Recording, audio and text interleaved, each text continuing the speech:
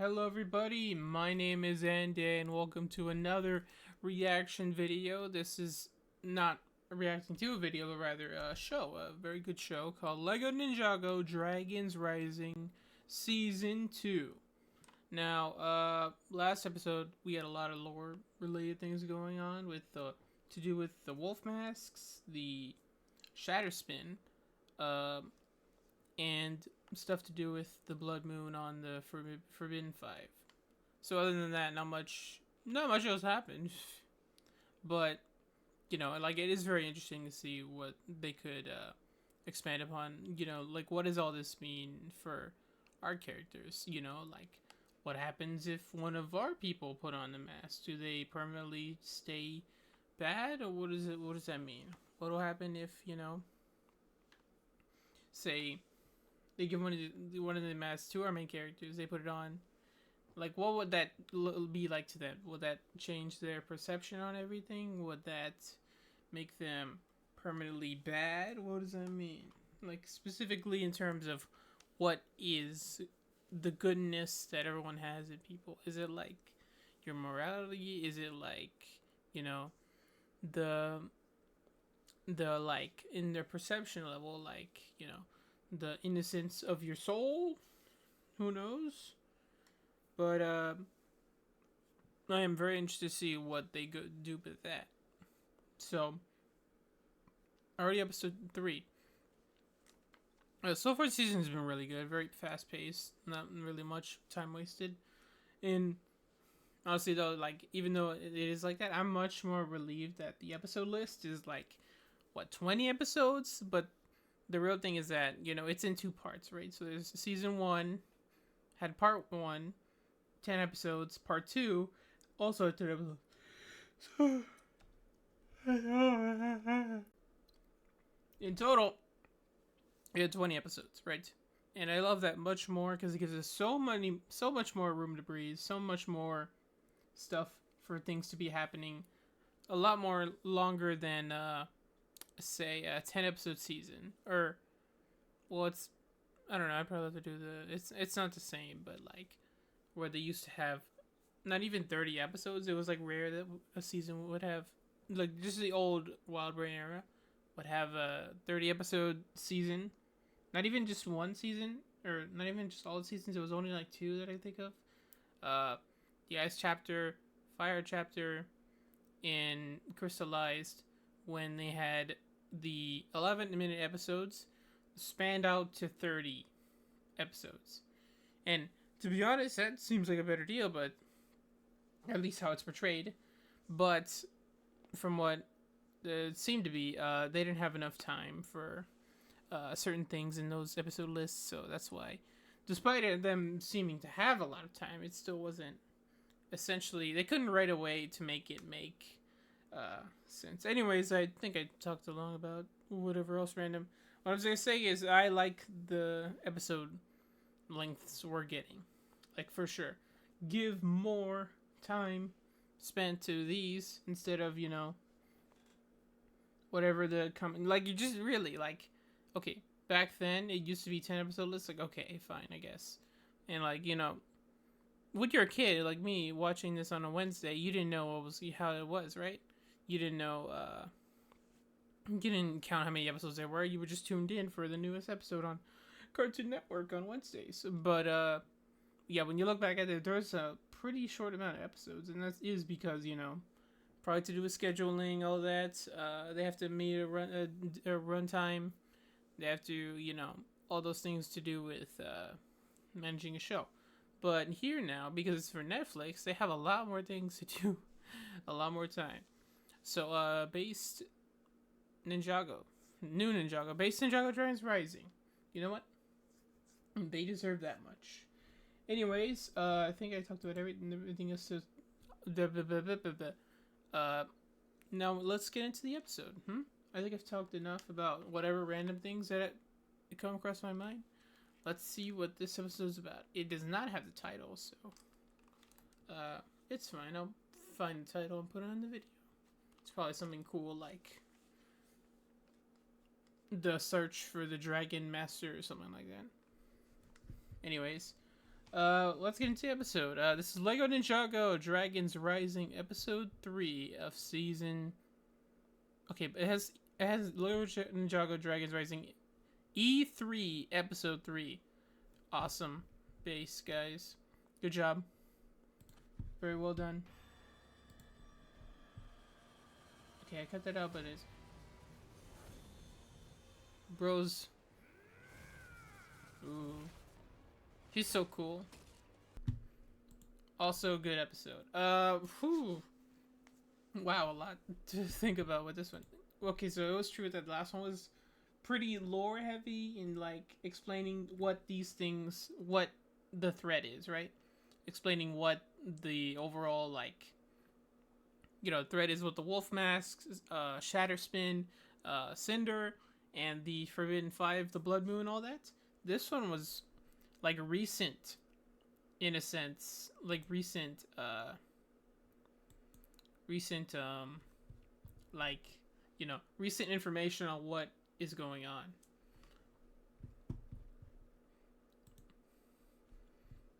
But I do like here we get a bit of information. How I do this is like I summarize the whole thing, but like even give a little bit. I like how we got here a little sense of their rivalry, which is not really something you see so often. Where like one of them wants to updo the other and take their place as second in command with the main guy. And these two, Cinder and Jordana, is not one I expected. I thought they were just gonna, work together, but no, they're very having a sense of clear rivalry, which is very entertaining to think. It gives them more to do and more time to, like more personality. It gives them more like of that. That personality, I think. So we see here, they unfortunately left Euphrasia behind, which it makes sense. In the last episode, they kind of snuck away while the ninja were retreating, so there's no way they could have known where they went in time to get on the boat with them. So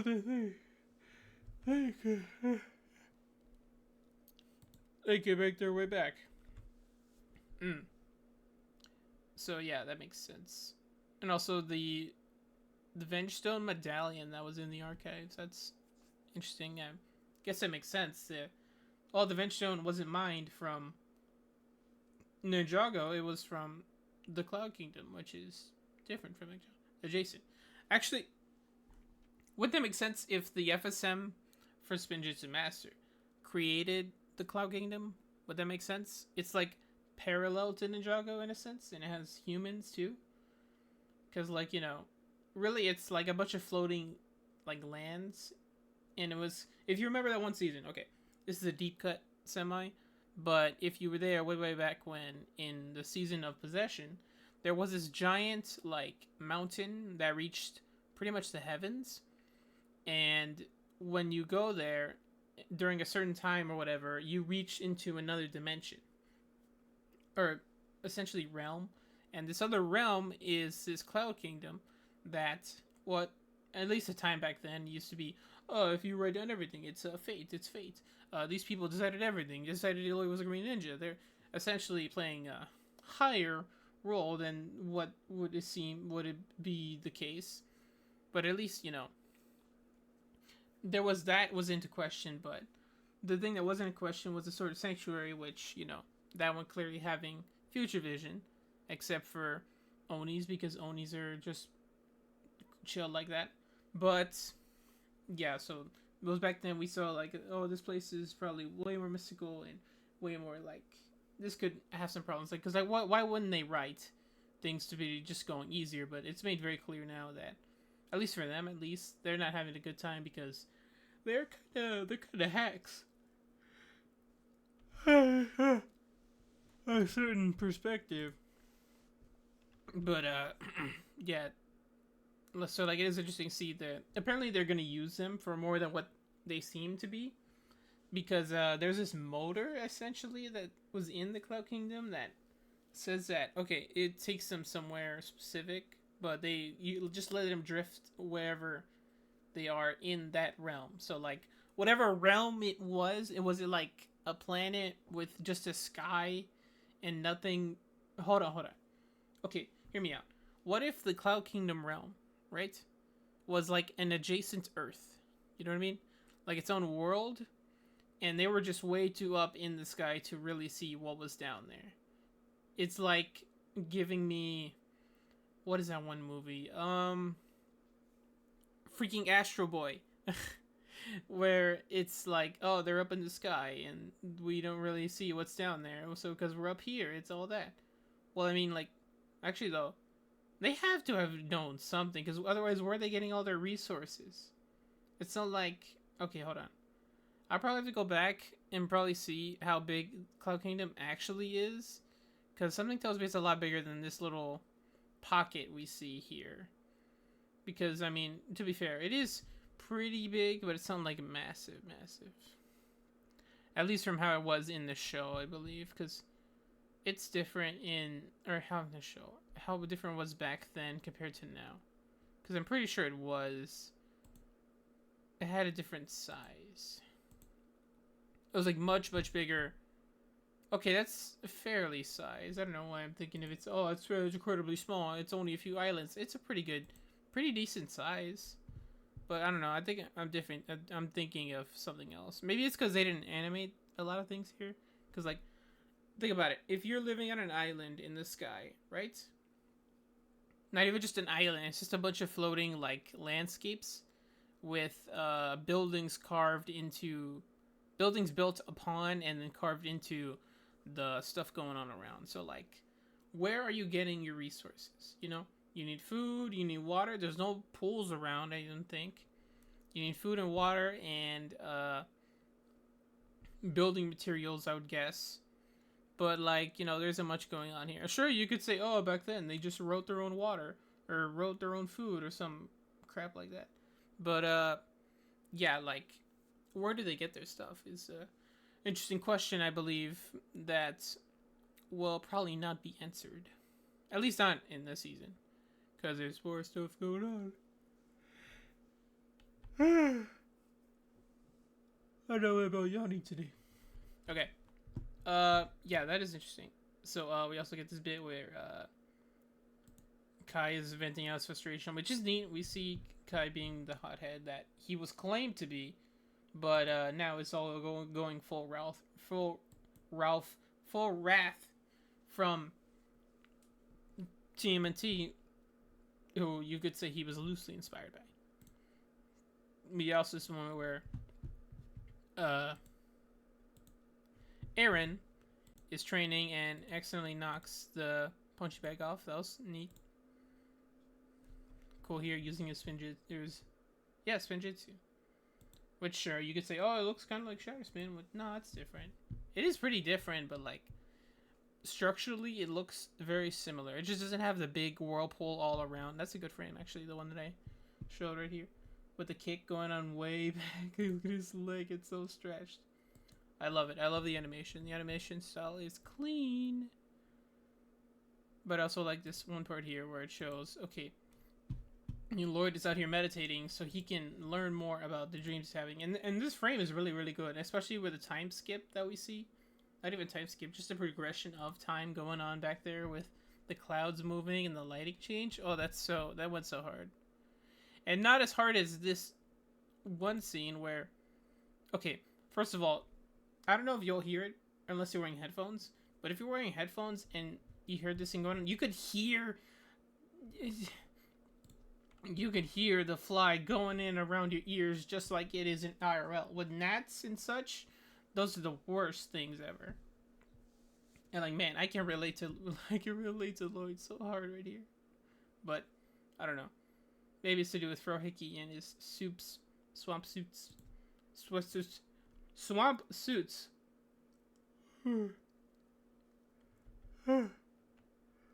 I'm sleepy today. Anyways, yeah, this scene here is also really cool. The one where, okay, after the gnats show up and leave, you see a bunch of these guys, the little source dragons, just going in. And they're all different colored, I think. Well, they're like in a weird coloring motion where, like, okay, some of them look green and some of them look kind of pinkish, like a vibrant, different colors. It looks very interesting. And there's 1, 2, 3, 4, 5, 6, 7. 1, 2, 3, 4, 5, 6, 7. Seven source dragons, I would guess. But yeah, like they all like change color and such, and they don't stay one color, which is interesting. They're like rainbow-ish, and also like they're rainbowish and also like very vibrant. It's very, very cool, very neat looking, and they all fly into Lloyd, giving him Lloyd dragon vision, which is epic. But it's interesting, like, did they come from the nothing space? Were they just chilling around in Ninjago? Do they stay in Ninjago as these little source dragon forms? Is very interesting. But it's cool how they do come to them, and they tie back to, as we see here, where Lloyd comes in. First, we see the motion symbol, which is interesting, and they, it's probably she. I'm gonna assume that based on what I hear from another one. Motion symbol. This is the mortal, and they refer to them as mortals, which is. I'm not saying Lloyd should be classified as a little higher than mortal, but is okay. Well, they do say it right here. Oh, he's a descendant of the first, like FSM. He's kind of. What is the word between mortal and immortal? Hold on, I have to look. It's not demigod? I think between mortal.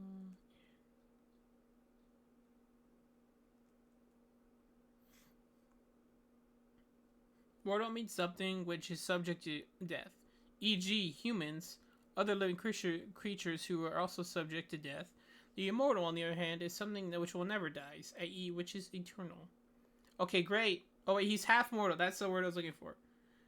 The word demigod comes from the roots half demi, half from the Latin dimidus, and god. Definitions of demigod: a person who is above, who is part mortal and part divine. That pretty accurately describes Lloyd. He's very divine. He's had some divine things going on. So, actually, motion symbol dragon, you are kind of wrong on that. Sorry to burst your ethereal bubble, which honestly just gave me vibes of like, you know, the Celestial Sapiens from Ben 10? Where they're all just chilling, discussing things. It gave me like vibes of that. So she says, who is this mortal? And the energy dragon, the one who released from captivity. So yes, that's the same guy. That's the one he released from way back when. So that's already tying back to the first season of his good deed, of him sacrificing his dragon conduit power for letting him go, which is cool. And also we see the strength symbol. Also right here. Here we go, check him out. He looks rocky. Very rocky dragon, I assume, is what his true form is. Who among us claims him? And he's a descendant of mine. He's one of mine, a descendant of the first, which is, here we see the life symbol, which is interesting. Is Lloyd, his symbol is life? Is it a green situation from the movie? Well, I mean, it was always said, okay, his energy is, his element is energy, I believe, way back when. It's because it's like a manifestation of the 4 different elements, that being obviously fire, ice, lightning, and earth. Them being fused into one just makes this like green energy that it can shoot out, right? So like, for instance, you can say, hey, this is life. So, also I did hear that the life dragon is voiced by someone non-binary. So, and it was confirmed that this dragon is non-binary. So that's awesome. So, he says here, he's the one of mine, descendant of the first. So, that's interesting. Like, descendant of the first. That's kind of a neat way for them to say, okay, yeah, tie back to the FSM, which they say the first. That's cool. That's really cool. So, yeah, Motion Dragon says, I sense danger from the mortals, which is interesting. I would assume that means she's relating to Roz, right? And the Strike Suit was like, bah. The coalition of the mortals cannot touch us. That's interesting. We see a little bit of his perspective on what he says. So we do see other ones here. Like, sure, there's life, there's energy, there's motion, strength, and whoever these others are, which we don't even hear what they want, what they're about. I assume this water one, this ice one, and then this other one here, which is air, I believe. It's like an interesting, I don't know, if we have motion here, I don't know what motion means, even though it looks like fire. I assume it's not fire specifically because it's kind of like over, actually, it looks like earth, but it's summarized as strength. So it's probably not called the Source Dragon of an element. It's called the Source Dragon of something much more broader, like life or death or protectness. Something interesting. So like, I wonder what these symbols are. Is this like the symbol of hope? Is it a symbol of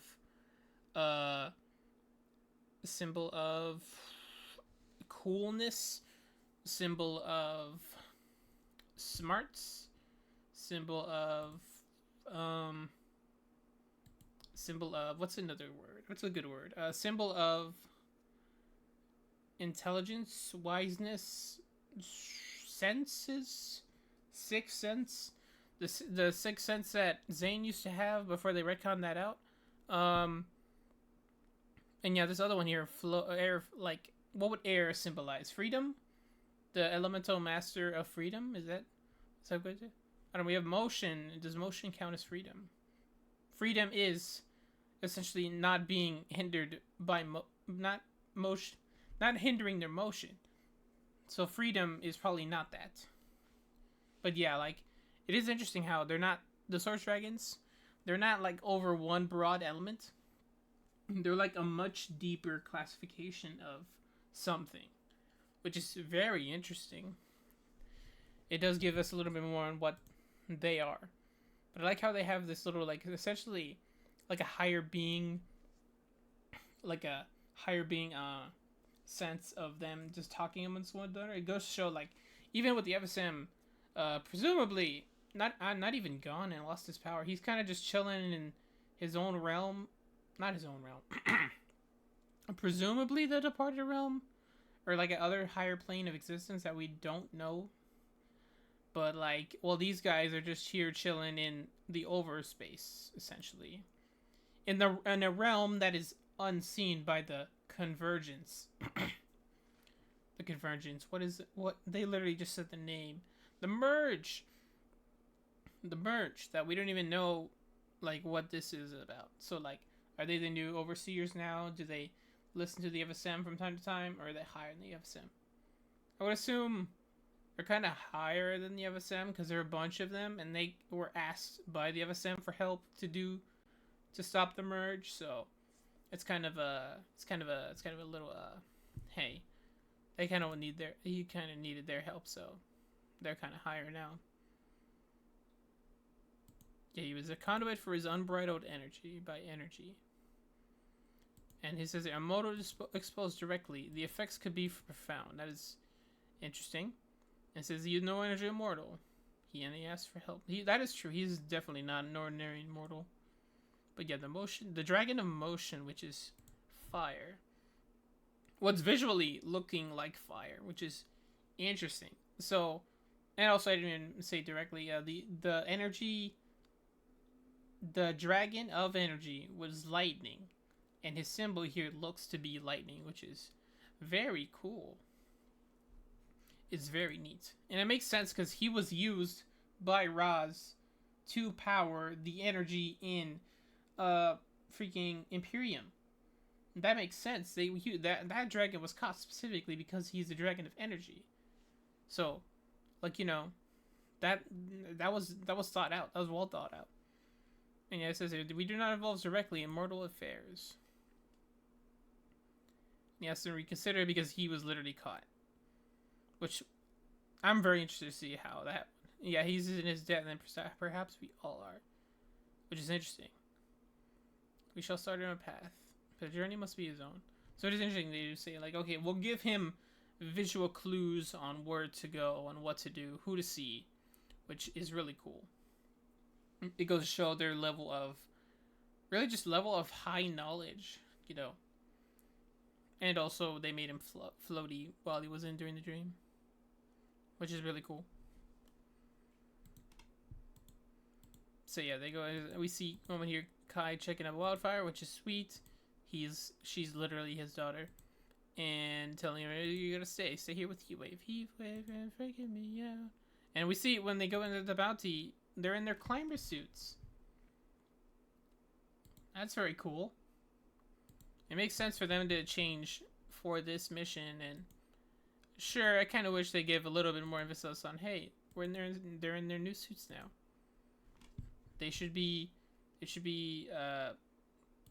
saying why and making their suits, which, I mean, sure, I don't mind them not explaining their suits very much, but like, at least for the majority, they're pretty cool. It doesn't really bother me that much, but I can see how it would probably bother others. Sorry, but this frame here is a little funny. Look at his face. Kai is great. I knew since day one he was my favorite.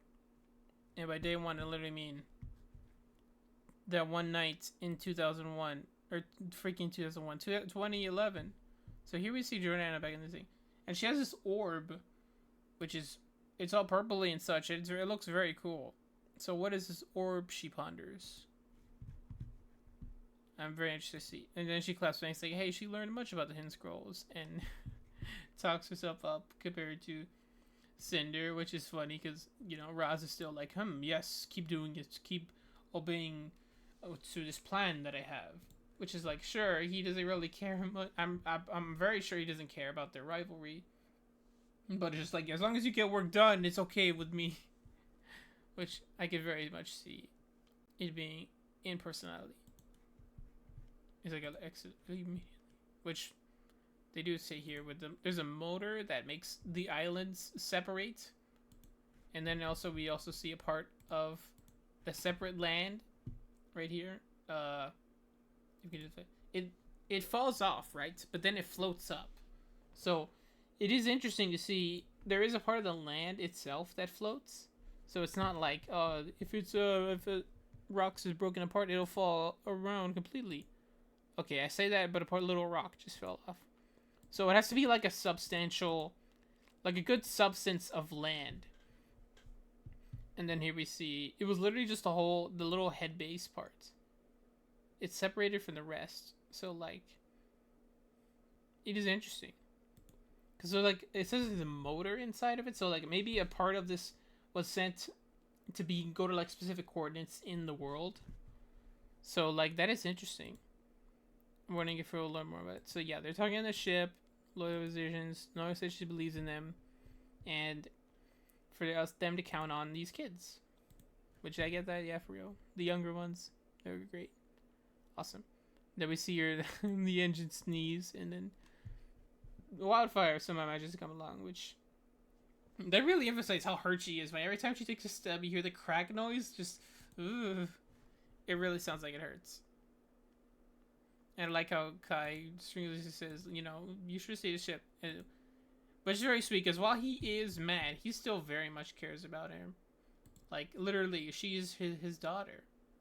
She's literally his daughter. So yeah, they get to this cave, which is neat. Has this cool little, like, crates. Not crates, but like cubes. See, they're cubes lined with glowing mushrooms, which... Okay, I didn't notice, but upon looking at it, those mushrooms are huge compared to these guys. At least compared to, Sora and Aaron. So yeah, then we see they make it to this little area, which I would assume is the way to go down from somewhere, because this doesn't look like a way you go up from, I would guess. At least depending on how it was made many a year ago.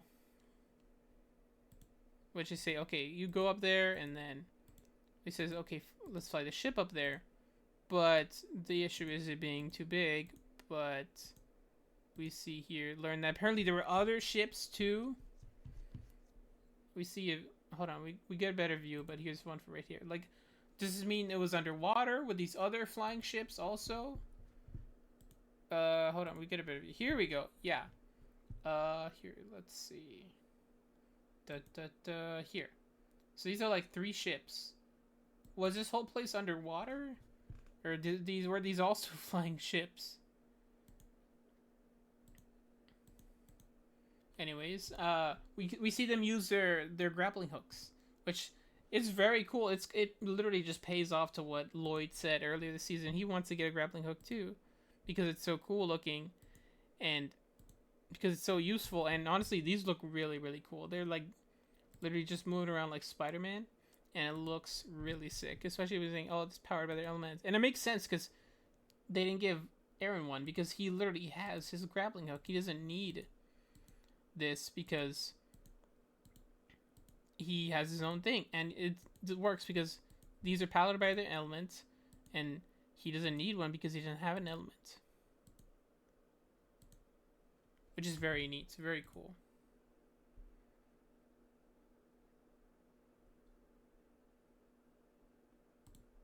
And it looks very cool too. Like, just look at that. Hold on. There we go. It just looks so cool. So yeah, they good. But also we see Aaron or Sora takes his grappling hook or his grapple and fuses it with a bunch of pieces, and they make into the mech, the big mech, the one that you could buy in stores for like $30. Hold on, or probably more than that, to be honest. But it's worth it. Look how cool it looks. Hold on. And it's huge, kinda. Look, look at Ryu looking up at it. He's so cute. Yeah, this mech is awesome, and it looks awesome in the show too.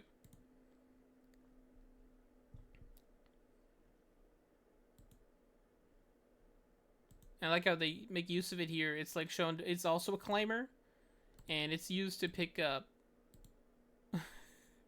I'm sorry. Oh, that was a good frame too. Okay, hold on. I want to do my best to show like what you see. Look at this. Bro is literally Optimus Prime. Check him out. It looks cool too because it's literally like 4 arms in a sense. But it looks cool. Hold on. Hold on. He's picking him up like a puppy. Great. It's great. Very good. So yeah, they go up here. They're making their way up, but they're being attacked by these tentacles, which is a little weird. They don't have suction cups, so they just look like long things. So yeah, we don't get an explanation on what those are, or what specific animal this thing was from. But we do see, okay, they all fight, and they all make it out, and then they traverse the cave above, which is this one right here. This one right here. But also we see Ryu's tail here. It looks cool. It likes the little spikes on his back. Or not his back, but like little bits of his tail. It's like that one dinosaur, the Ankylosaurus. I probably said it wrong. I have no idea how to pronounce that one. The ankles. It can't be Ankylosaurus. Ankylosaurus? What's the dinosaur I'm thinking of? What should be the Stegosaurus or something? I'm dumb. Hold on. Dinosaur with club tail.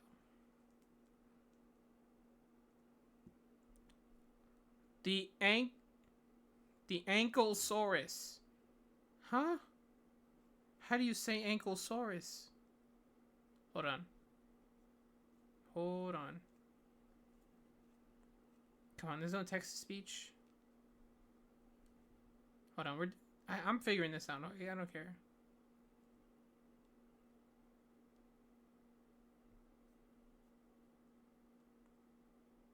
Is it Ankylosaurus? Is that how you pronounce it? Hold on. Okay, they don't have the little things where, okay, this is how you say this. This is how you pronounce it. Oh, this is how you pronounce this specific word. They don't have this here. They just say, oh, here's about the dinosaur. Number. Wait, how do you pronounce Ankylosaurus? I should have just looked up that sooner.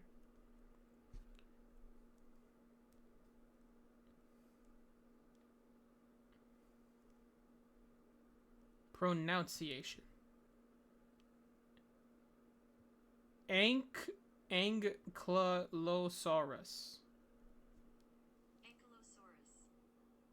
Ankylosaurus. Okay, not Ankylosaurus. Silly, very silly. I hope you all heard that. Okay, Ankylosaurus. He has an Ankylosaurus tail. Is what I was gonna get at. So like they enter this cave and they're like, it literally was giving me already just like, you know that vibe of that one potion from Minecraft, the potion you can't get naturally for some reason, the one where it makes everything all dark and not foggy but like super low distance.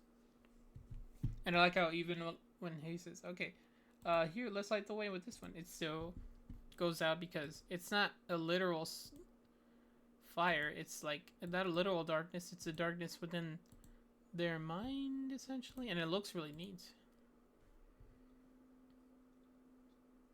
Like just being, okay, here's a light source, but it doesn't work. It's still getting super dark. And yeah, we see, well, we do see what Kai is like in his space, because he's pretty much alone right here.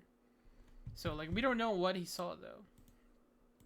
He starts walking, and then we see Aaron. He goes and he sees his parents, and he preys on his fear. His fear specifically of his parents, him going to them, and they're just doubting him for not looking for them. So like obviously that's not something they would really feel, but it's like an insecurity that he has, which is very interesting because it shows us into a bit of who they are as characters. And here we see Sora's a little complicated, I think. It's to do with Beatrix and Roz together. I think I took this as them using her as an energy source, which is why she puts her hand out here, and then lightning comes out. I thought that was gonna have to do with. Well, I thought it was Jay because his lightning is blue. So it is interesting, especially because like I don't think they would say, "Oh, she's a little master now." No, it's very interesting.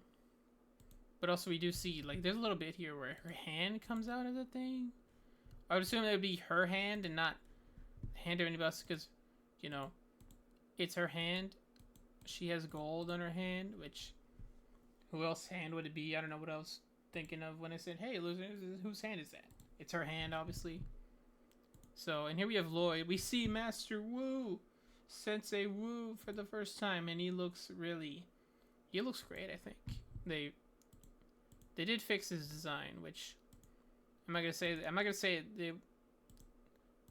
it wasn't bad the first time around, but it didn't have his sideburns. His sideburns that I really liked from the Wild Brain Arrow, because it makes him look cooler, essentially. Let's look at his face. And they brought back his V8, which is great.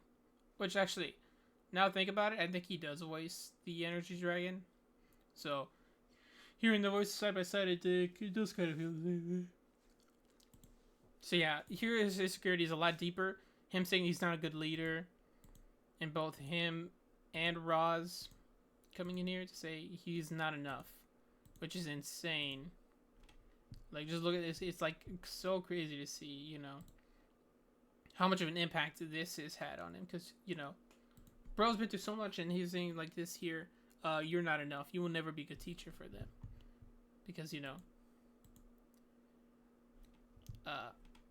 it's like crazy. And here we see another interesting one. Jay, we still haven't even seen yet, saying who just pretty much where. And that's essentially Nia's biggest fear is what is seen here. Which is crazy because it kind of is. exactly what's going on in real life. Because Jay doesn't seem to be very interested in what's going on here. He just wants to play video games in his administration place. But I like how this is what makes, because Nia is so like confident in her love for Jay and who Jay is as a person to her, she's able to realize this isn't real and make herself wake up, which is cool because then we see what pretty much everyone else is going by. As you can see with it looks cool too. It's like a little energy like thing going out and siphoning out of their minds, which we see apparently it was gotten by everyone except for Ryu. We don't see what he was, if he was gotten. We see his wing though, so that is interesting. But yeah, again, we don't even see what Kai had.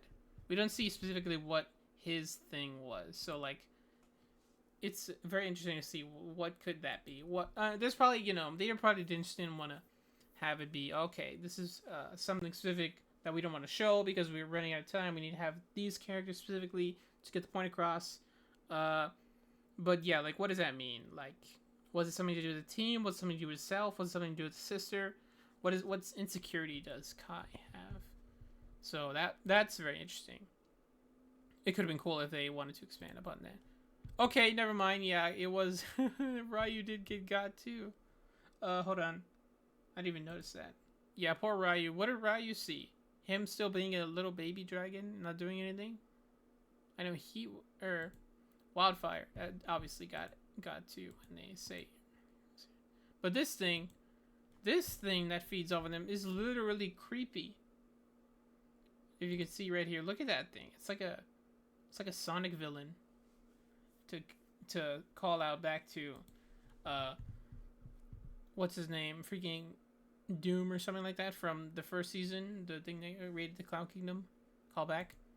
But yeah, like, this thing is literally creepy.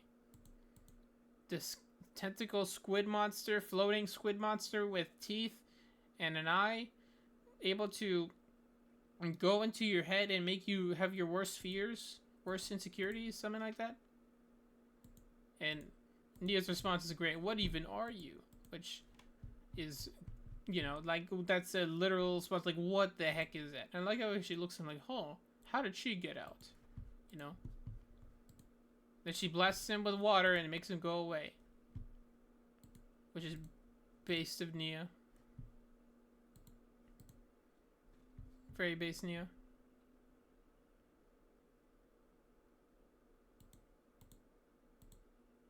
And yeah, that thing is freaky looking. Look at it. It looks like it has a brain under its head. Gross. These things never. Okay, they are a top tier in creature design, low key though, because like, who you have to think of such a creative and weird design for a creature that appears in 2 seconds. But yeah, like, they say, hey, we all saw some different things. And like how the first one, Sorgo's is to like Wildfire, because we didn't even see what Wildfire is. But we do see here, she does say something. The wasting. So does that mean the wasting time? The wasting of, like, deterioration of something? What does that mean? What did she see? The wasting of her true potential, maybe? But I like how she immediately calls it out because, like, even though there was that brief moment of, she's insecure enough to be thinking self-doubt about it, she immediately has her cooler mindset kick in and say, no, never mind, that was nothing. And poor Ryu here, what did Ryu see? I want to know what the poor boy saw. He doesn't deserve anything. But yeah, also we see here, yeah, that couldn't have been real, but also we see Kai. What did Kai see? That's really just very interesting to me. Cause like, what did Bro see that makes him still on the ground like that? Because, you know, they do cut to him being on the ground. Like, quite numerous, actually. Oh, and I like this part too. Here, look, he says he didn't want to talk about it, and then Ryu, who is right next to her, cuddles in for a little hug. That's so sweet. That's so sweet. I love these characters so much.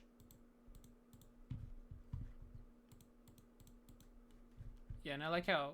Okay, so Nia... So, okay, but Kai does look back at Nia here. He looks back at her, and then he goes back to looking away, saying, huh. So, maybe it was to do with the loss of his sister. Maybe it's her... Essentially, because he did raise her, fun fact, when they were kids.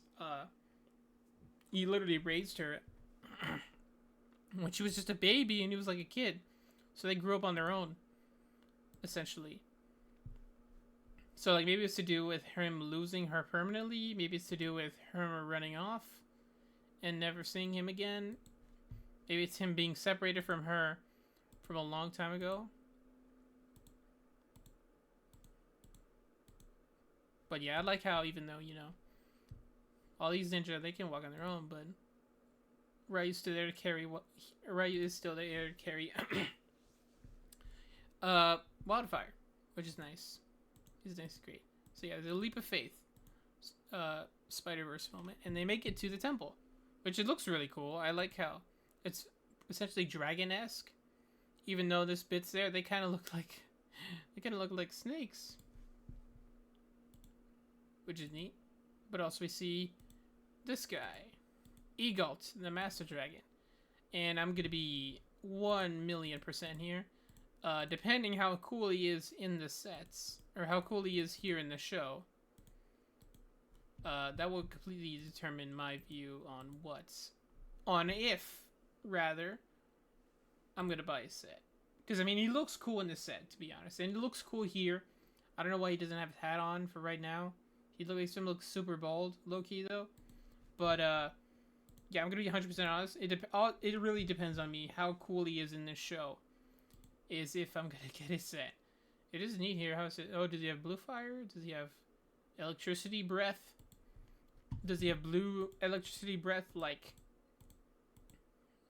not even what Jiro had? Jiro had like yellow electricity or yellow lightning. So does he have blue lightning? What's his element? Not even an element. He's just an old dragon man with a beard, and like he's definitely an old guy.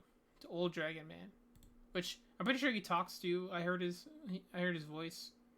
I haven't heard his voice. Wait, yeah, I did. Yeah, there was that one clip that went around. He talked. He spoke. So and it looks pretty cool. Especially I like how he has like holes in his wings. Bro looks super ancient, to be honest. And I'm very interested to see. Oh, that looked like a compass symbol. Bro have a compass on his tower. Yep. So yeah, that was this episode. The Beyond Phantasm Cave. Was that Phantasm Cave? Was that what it was called? The Phantasm Cave. So yeah, that was very interesting. Very cool episode. A lot more to do with the lore, new information, and our characters really. But yeah, that was a very good episode. I kind of talked a lot about my whatever is for now, like over an hour, but it's fine. I'm sure you all like me yapping. It's all about the reaction, you know. If you want to see a show, please go support the show. Go watch it. Netflix. I think it's on YouTube right now, but yeah, go watch them. Then come back and watch me. Watch me talk about this and yap for over an hour. But that's fine. That's fine. It's what we do here. It's what we do. We yap. We're yappers. I'm a yapper. I'm a certified yapper. 100%. Anyways, this has been Lego Ninjago Dragons Rising Season 3. I'm jumping the gun there. Season 2, Episode 3. Beyond the Phantasm Cave. This has been my reaction. Me watching and reacting to it. Hope you all enjoyed me talking about this for over an hour. Please tell me your thoughts on this episode. Did you like the episode? Did you like me reacting to and discussing this with myself for over an hour? I'm gonna keep mentioning that. I don't care. Please leave a comment. So what are your thoughts on this episode? Did you like it? What do you think Kai saw? What do you think Heatwave saw? No, not Heatwave. Wildfire. What do you think Wildfire saw? What do you think Ryu saw? Every time I do it, I have to make sure not to click something because I really think I'm gonna accidentally open a video ad or something. Uh, anyways, this has been my reaction to Lego Ninjago Dragons Rising Season 2, Episode 3. Uh, thank you all for watching. My name is ANDAY. Make sure to like, comment, subscribe, and I'll see you all next time. Bye bye! Did I make my chair creak?